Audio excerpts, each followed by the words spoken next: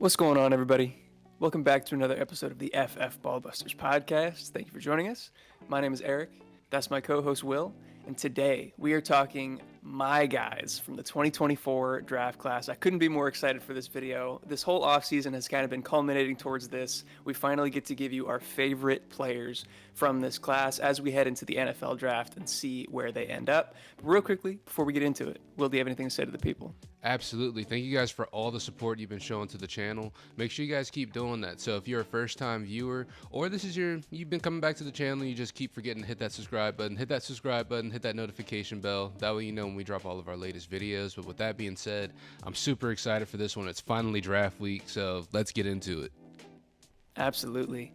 Yeah, this will be our last video prior to the draft, so I hope you guys are excited and strapped in for this one, but I don't think this really needs any more introduction. It's just my guys, our favorite players, the people that we are vouching for heading into rookie draft season. So Will, I'll let you kick us off. Who's your first my guy?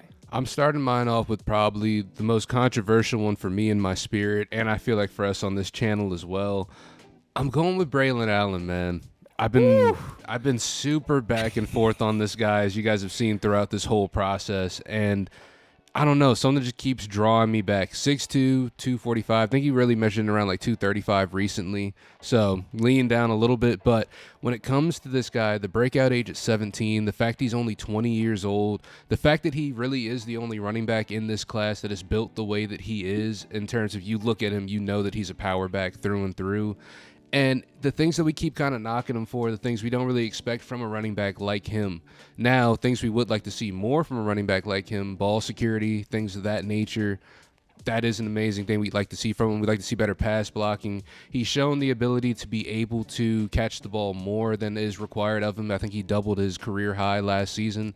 Only 28 catches, but still at the same time, monumental for him as a player. It's just, I don't know what it is that keeps drawing me back. And I know the last couple of seasons haven't been great. They've been kind of lackluster. He's been kind of exposed as, the player that he is, really just a north and south kind of guy, not someone who's really shifty and can create a whole lot of things for himself. But I just feel like he's a guy that NFL teams are going to really value at that next level. And if he gets a great landing spot, he could hit the ground running, pardon the pun.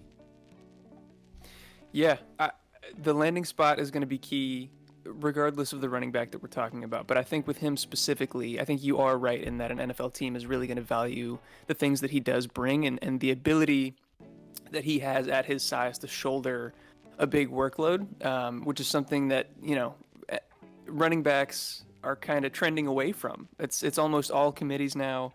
And I'm not saying that he would necessarily be the only guy to touch the ball, because like you said, he's not that he can't do it, but he's not the best pass catcher, he's not the best pass blocker, so they might pull him off on third downs. But the size, the athletic ability, he does have that in spades. I personally have some questions about the analytical profile and what he was able to do after his freshman year, so I do have some doubts, but I fully understand where you're coming from in at least not wanting to have him on the all fade list, which is kind of where he was coming from for us earlier on in the process. Yes, I think it's not so much as me saying go out and get Braelon Allen right now. He's going to be the biggest value, but I think that he has been dropping far enough that at this point he could be considered a value in drafts. And he is a guy that is at least worth the dart throw. You know what I mean? He's not someone that I'm rushing to go get, like you said, but he's not someone I'm absolutely avoiding anymore either. I think that's a really good point in terms of ADP, where he was coming from, back in January being like first rounder, back end first rounder, to now being probably like a third rounder. It's a huge difference. And so I could definitely stomach taking him there for sure. So I like that pick. For me, I'm a wide receiver guy, so I'm sticking to what I know, what I'm most confident in. All the guys that I have on my list are wide receivers, so buckle up. That's what we're talking about today, at least for me. I couldn't decide who to talk about first, so I just kind of ordered it based on their current ADP and rookie drafts. So that means that the first guy up on the list is going to be Javon Baker, 6'1", 208-pound wide receiver out of UCF. That rookie draft ADP has been rising a little bit over the past month. I think people are starting to catch on to the fact that this guy really is legit. But he's still only being drafted as the 13th receiver off the board in the middle of the third round. And he comes in as the wide receiver 7 in our prospect model. So I think he still represents a massive value in that regard. Analytically, he grades out really, really well in some of the most important metrics, especially if you just look at his UCF numbers. After he came from Alabama, he was near the top of this class in both yards per team pass attempt and yards per route run. And if you recall, there were 2 under-the-radar receivers from last year that were near the top of this class in both of those categories and went on to have very successful rookie campaigns. Will, any ideas who I might be talking about? Enlighten me. It's Puka and Tank. Of course. I'm not comparing him to those guys necessarily. He's a very different receiver, but in that regard, in those statistical categories, he compares very favorably. And if you're looking for a true, pure X receiver, Javon Baker is your guy. He took 78.2% of his snaps out wide and was online for 87.7% of the time, which was highest in this class. According to Matt Harmon's reception perception, Baker had a 70% success rate versus man coverage and an 80% success rate versus zone. But the most impressive thing from his RP profile actually is his 88th percentile success rate versus press. That's second only to Rome Odunze in the entire class. And that was something I noticed on film as well. He has one of, if not the most diverse set of releases in the entire 2024 group. Just a really, really impressive ability to get off the line and use his hands effectively to beat press. He pairs that very well with really impressive route running, phenomenal body control, and arrogant hands. He catches everything that comes his way. He routinely wins in jump ball and contested catch situations, but still maintains a fairly low contested target percentage, meaning he's still creating a lot of separation. The only real knock that I was able to find for him on film is that he struggles a bit more over the middle of the field. He doesn't really attack the ball in that area the same way that he does on the boundary. But even without projecting him to fix that aspect of his game, I think he can be a contributor to your dynasty teams early on in his NFL career. And if he gets drafted day 2, look out, man. I'm never going to shut up about this guy. No, I absolutely love that pick. I love Javon Baker. I love the build that he comes with as well, 6'1", 208. He's kind of sort of that archetypical wide receiver build that we're starting to see pop up more and more in the league. I feel like he just kind of fits in that role. And like you said, and when it comes to mentality for this guy, especially on the boundaries, it's almost like the ball goes up and he just knows he's going to come down with it. He fights for it at all times. He's just he's a competitor out there at the end of the day. Like you said, you'd like to see across the middle of the field, pick up, and I'm sure that will for him because I feel like, mentality-wise, he's got that to be able to drive him forward. But like you said, I feel like the sky is kind of the limit for this guy, and in contested catch situations, he's up there with the best of them. So I think he's going to be a great value for a lot of people in these drafts. I think you summed it up perfectly. I have nothing else to say. Love the guy. So who do you have as your second my guy here? So for another my guy, I've got a guy out of USC. He's also from my alma mater. I found out from high school, one DeMatha, Mr. Marshawn Lloyd out of USC, out of both USCs actually. Started out his career a little bit shaky at USC in South Carolina. Obviously got hurt freshman year, so that kind of sidelined him a little bit going into his second year. He finally got the nod his third year. Ended up entering the transfer portal, coming to USC in Southern California, and kind of took off from there. Marshawn Lloyd is a guy I feel like can make an impact in the NFL level. I feel like he's someone who is good at catching the ball, but at the same time, he doesn't have a super diverse route tree when it comes to being, for running backs. It's a lot of swing routes, stuff like that, but he is explosive enough to be able to make something happen in the open field once he does get out there. I know something people kind of knocked him for, I've seen a lot lately, is that he didn't have a 1,000-yard season coming out of college. I don't really see that as too much of a knock towards him. I feel like, everything he was called upon to do, he got done, and also got done behind one of the worst, offensive lines we've seen in college football history as well when it comes to that USC offensive line. So what Lloyd presents is a running back who is better in between the tackles than people give him credit for. He's built very solid for someone who is as small as he is, for as fast as he is as well. He's 5'9", but he's 220 pounds. He's really good at leveraging defenders when he gets into those tight angles, squeezing through the line.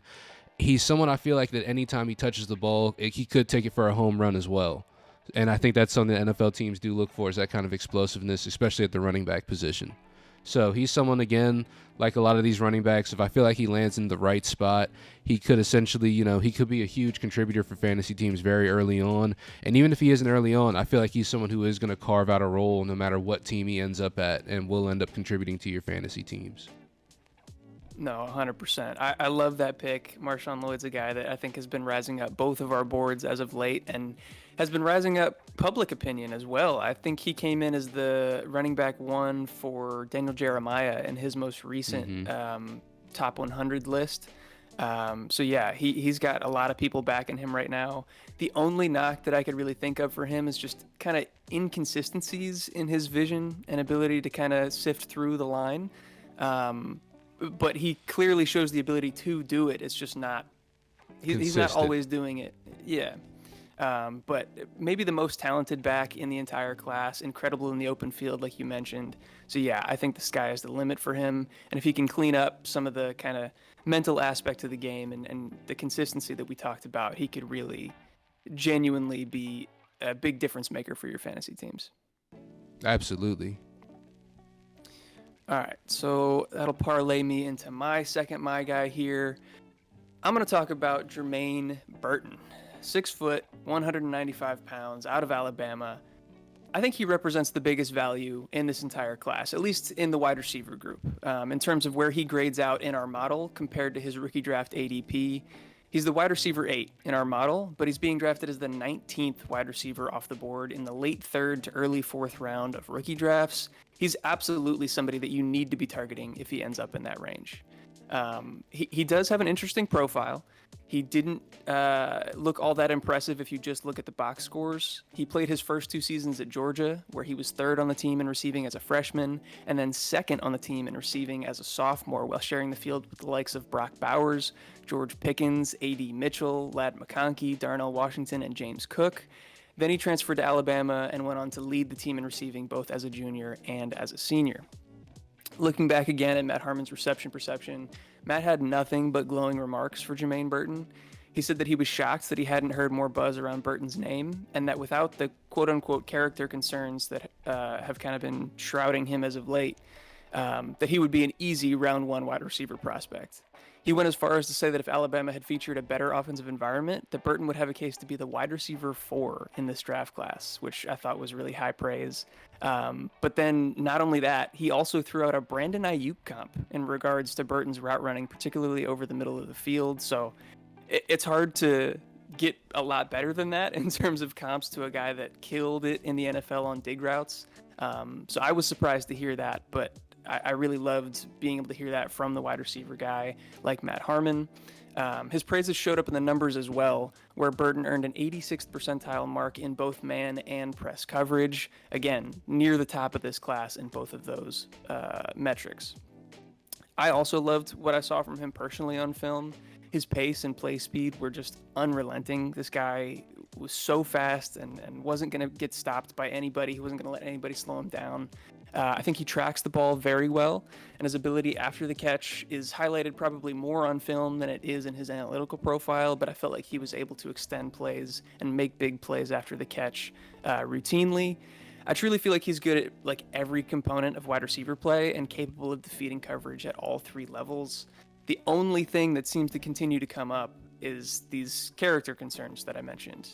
I don't know too much about them, so I'm not going to project what that means for him in terms of his NFL draft capital or how he'll hold up in an NFL locker room.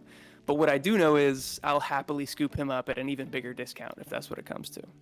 Absolutely. I think Jermaine Burton's one of those guys who's going to end up flying under the radar that, like, if you're tuned into him and you end up hitting on him, I think it's going to actually be pretty fruitful, because I think that he was very capped with the play that they had at Alabama as well. Obviously, the quarterback play wasn't the greatest coming out of there. So I think that Jermaine Burton's got a lot to still show us at the next level. So I really like that pick a lot. I appreciate it. I can't wait to see him once he gets to the NFL. So I think you have 2 more, right? So who's your third my guy here? My third my guy is Mr. Jalen Polk out of Washington. Just a guy who I feel like is going pretty underrated as well. Taking a look at Matt Harmon's reception perception, something he posted recently for him, and Javon Baker, someone that Eric mentioned a little bit earlier. He ended up testing out really well in a lot of the routes that he doesn't run super often, which was pretty interesting for me. But at the same time, still finding success in those routes, which is really good to see. He's someone who I feel like is going under the radar just because he played on a team with obviously a quarterback who could potentially go in the first round, potentially second round. He played with another wide receiver who's going to go in the first round, and Jalen McMillan is also in that mix as well. So it's tough to really parse out which of these guys are the difference makers, but the answer here could just be that all three of them could be difference makers for this team in different ways.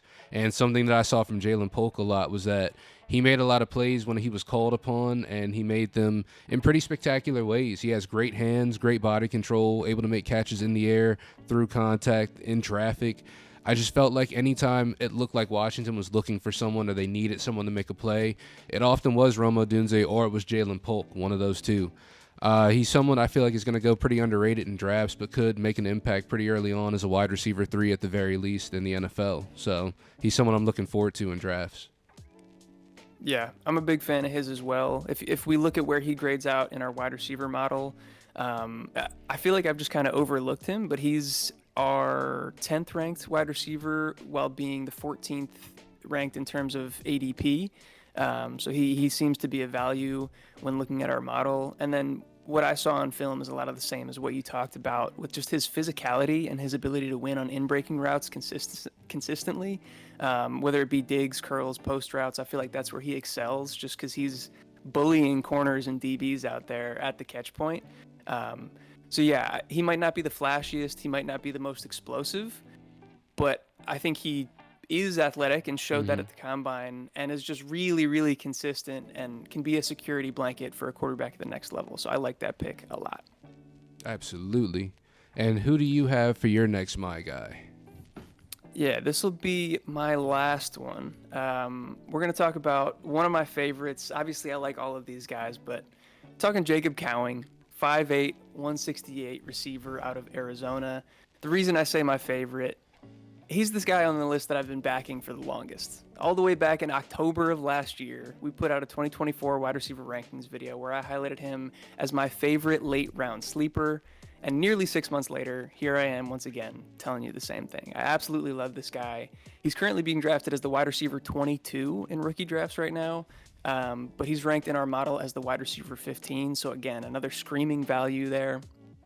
Analytically, Cowing is incredibly impressive. I mentioned receiving yards per team pass attempt and yards per route run being crucial stats when I talked about Javon Baker.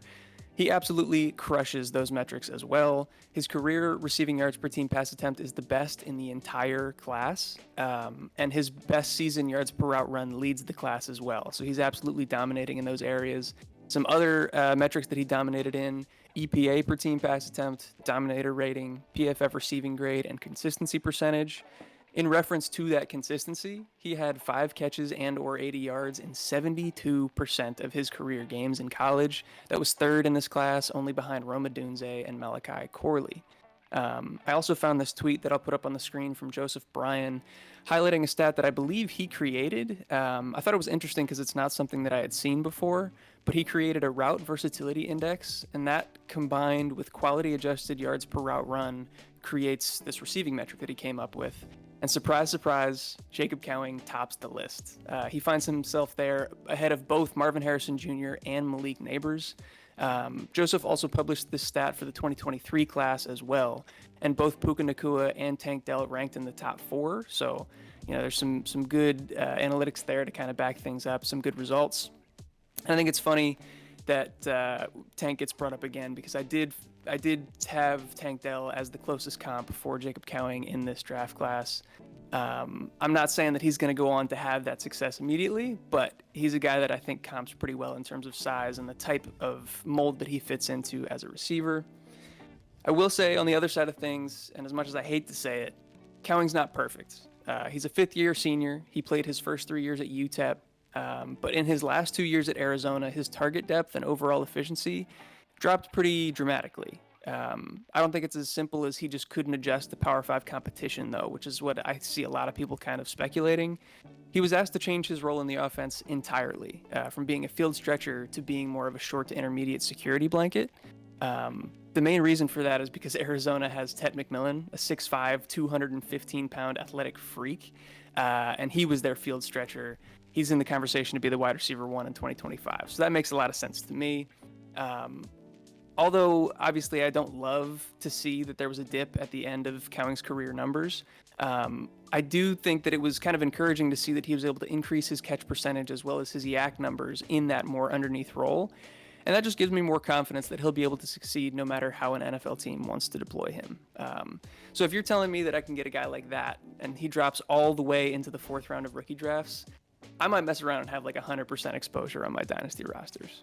Honestly, yeah, the more you talk about him, the more I'm starting to fall in love with him as well. Also, I feel like he's one of those guys who's got a really, really high motor. He's one of those dudes that even though he's super short, super small, you can see him down the field blocking.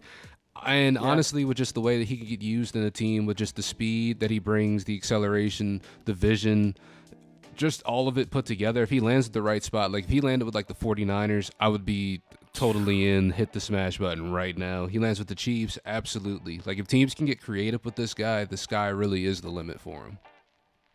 I would love either of those landing spots. I know he met most recently with the 49ers, so there's a chance that he's kind of on their board as one of their priority picks.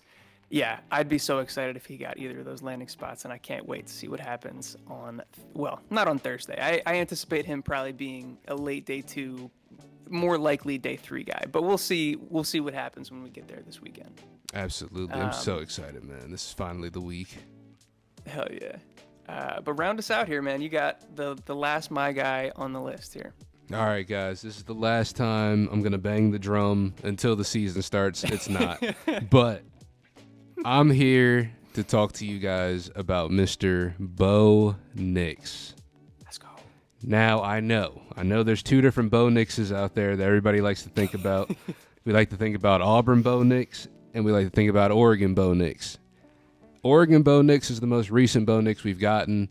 And, you know, I know Auburn Bo Nix exists. You know what I mean? I'm not trying to ignore that history there. It did take him a little while before he caught his stride. But at the end of the day, what we ended up getting out of Oregon at the very least was a quarterback who was one of the most accurate in college, you know, this year. And a quarterback who threw for, 45 touchdowns and 3 interceptions this year? Something absolutely ridiculous.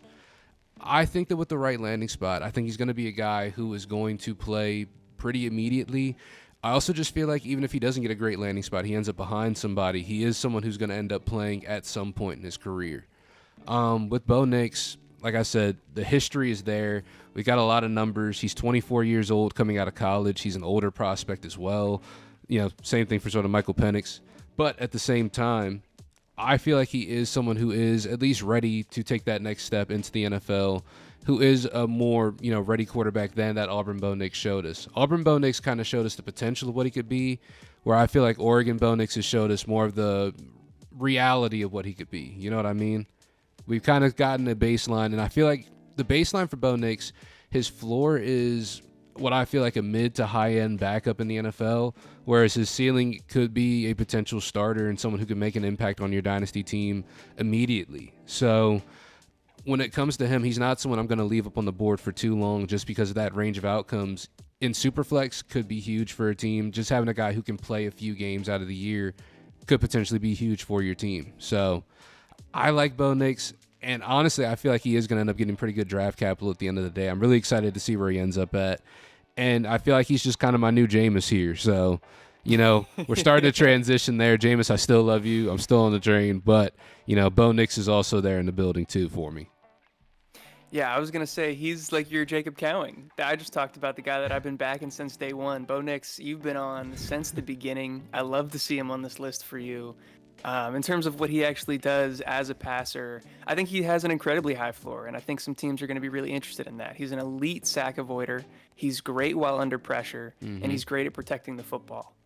That's a great combination. It's hard to go wrong with a guy that can do those things. I don't think he's the flashiest. I don't think he's got the craziest arm talent or anything. He's got decent athleticism. He's got above average accuracy and all the other things that I just mentioned. I absolutely think he's going to find a spot in the NFL and stick around for a long time, whether that be as, a fantasy contributor and starter or a guy that comes in, a few times a year as a backup. Obviously, that's not the high end. That's not what we're hoping for. But I think that the draft capital that you're going to have to spend on him in rookie drafts is going to be worth whatever that range of outcomes is going to be regardless, because he's not going to be that expensive. So I love that pick from you there with Bo Nix. Absolutely. And do you have anybody else you want to mention for this or anything like that before we get on out of here? I think that rounds us out. There's some other guys that I'll probably mention. I only talked about wide receivers today. As we get into the draft process and after the draft, I'll talk about some other guys that I like. But these are my favorites that I'm ready to put my stamp on for today. All right. So with that being said, make sure you guys sound off in the comments down below. Who are some of your guys going into the draft? I know we did a lot of talking about ours, but let us know who yours are. Or if you even disagree with us on any of these guys, you think there's something we're not seeing, something we should take another look at. The draft is right around the corner, so things are, it's height right now in terms of hype. So I'm super excited about the times to come. And make sure you guys hit that subscribe button, who do all that great YouTube stuff. Hit that notification bell. That way you know when we drop all of our latest videos. And hit that like button. It's absolutely free, but it's the best way to get our stuff out there into the YouTube hemisphere. But Eric, you got anything else for the people before we get out of here?